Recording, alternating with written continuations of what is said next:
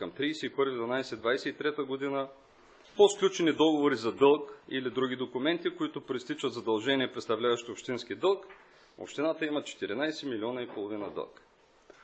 14 милиона и половина. Една много грижливо пазена тайна от кмета, която обаче тук няма избор и трябва да я упомене.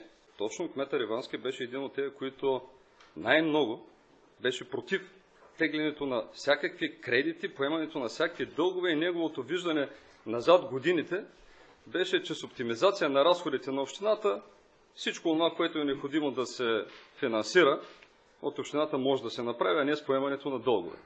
Крайният резултат е 14 милиона и половина, от които 4 милиона, да не е отгоре, са разходи заради забава на проекти по европейската. Моля бе, тишина в залата. Е стратегията на кмета за развитието, финансовата рамка за изпълнение на стратегията на кмета за града за следващите 4 години. От 25-та до 28. Факт ли е, че приходите остават същите? Факт е. Факт ли е, че разходите се вдигат? Факт е. Факт ли е, че могат да се отделят само по 1 милион средства за капиталови разходи?